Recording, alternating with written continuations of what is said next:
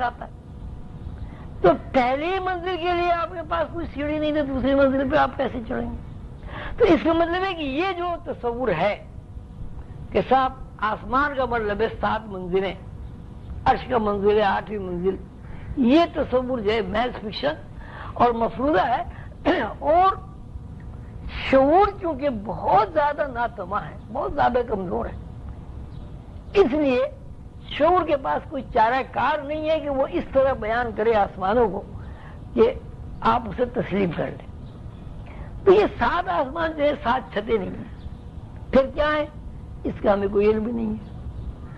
جب ہمیں یہی علم نہیں ہے کہ 7 آسمان کیا ہے تو اس سے ہماری حاکمیت کیسے قائم ہو سکتی ہے؟ ایسے ہی زمین کے بارے میں آپ دیکھیں. اب زمین کے بارے میں ہمیں یہی علم نہیں ہے.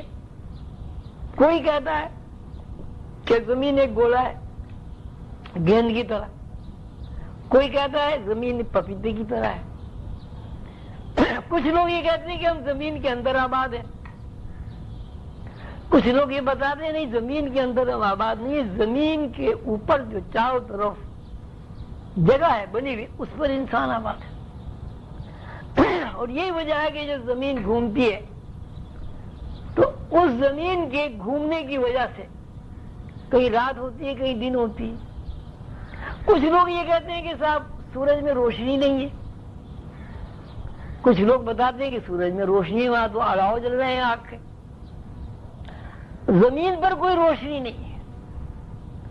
اب زمین جس طرح گھوم رہی ہے، جہاں جہاں اپنے مدار پر گھومتے ہوئے وہ سورج کی زد میں آ جاتی ہے وہاں دھوپ نکل جاتی ہے، اور جہاں سورج پیچھے ہو جاتا ہے وہاں رات ہو جاتی ہے.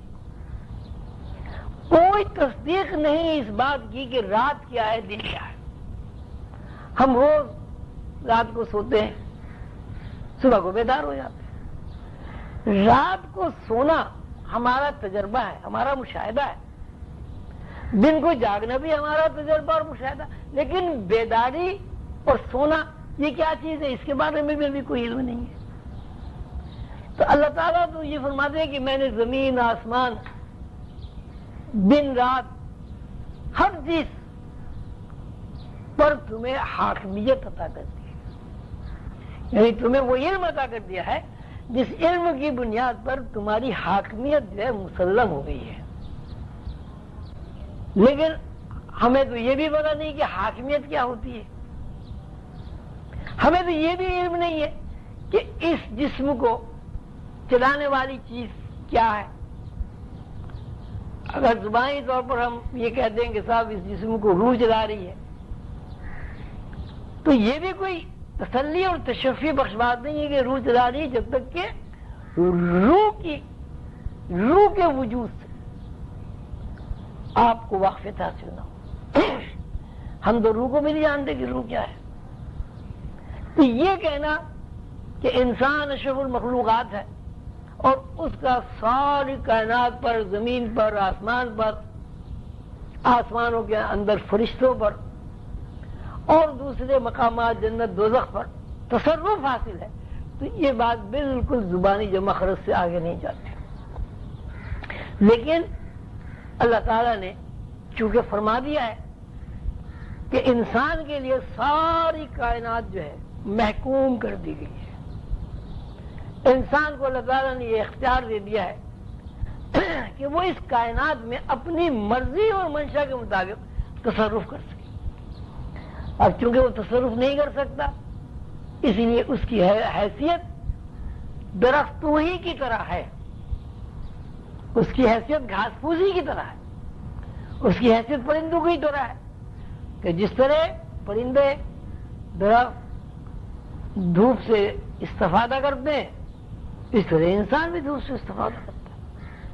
جس طرح درختوں میں پھل چاندنی سے استفادہ کرتے ہیں انسان بھی چاندنی سے استفادہ کرتا ہے. کچھ لوگوں کا کہنا ہے کہ صاحب چاند جو ہے وہ ذیلی ایک سیارہ ہے، چاند کو سورج سے روشنی ملتی. تو پہلی بات یہ کہ پہلے تو یہ طے ہونا باقی ہے کہ سورج میں روشنی ہے ہی نہیں ہے. جب سورج کو ہم دیکھ ہی نہیں سکے، تو یہ بھی تو ہو سکتا ہے کہ ہمارے شعور میں سورج ایک آگ کا گولا ہے، تو ہم سورج کو جب بھی دیکھیں گے تو شعوری واردات و کیفیات میں وہاں آگ ہی بھڑکتی ہوئی میں نظر آئے گی۔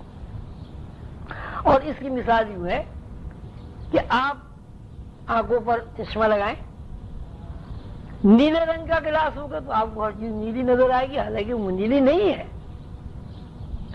سرخ رنگ کا گلاس آپ آنکھوں پر لگا دیں تو ہر چیز آپ کو سرخ نظر آئے گی، درخت بھی سرخ نظر آئیں گے، اس کا پھل بھی، کبوتر، ہر چیز آپ کو سرخ نظر آئے گی۔ لیکن جب آپ وہ چشمہ اتار کے رکھ دیں گے تو اس کا رنگ سرخ نہیں ہوگا۔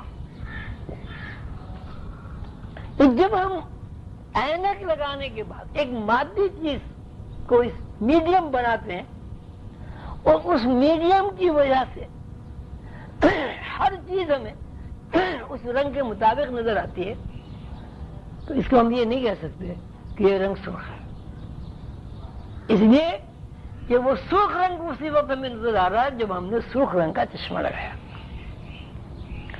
تو یہی سورج یہ بھی ہو سکتی ہے۔ اب جسے روحانی لوگ یہ بتاتے ہیں کہ سورج میں روشنی نہیں ہے، چاند کے بارے میں بتاتے ہیں کہ چاند میں اپنی ذاتی کوئی روشنی نہیں ہے، چاند کے اندر ایسی کچھ دھاتیں ہیں کہ وہ دھاتیں جو ہیں وہ اس روشنی سے جو سورج کے لیے روشنی بن رہی ہے چارج ہو جاتے ہیں۔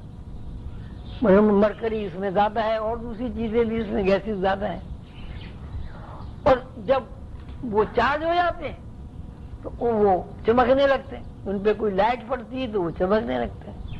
وہاں لوگ یہ بھی بتاتے ہیں کہ رات کا اندھیرا جو ہے وہ بھی ایک روشنی، اور اس کی مثال وہ یوں بتاتے ہیں کہ بہت سارے جانور ایسے ہیں وہ دن میں دیکھ ہی نہیں سکتے، رات ہی کو دیکھتے ہیں۔ چمگادڑ ہے، الو ہے، بلی ہے، لومڑی ہے، اور بہت ساری اشرات ادھر اس قسم کے۔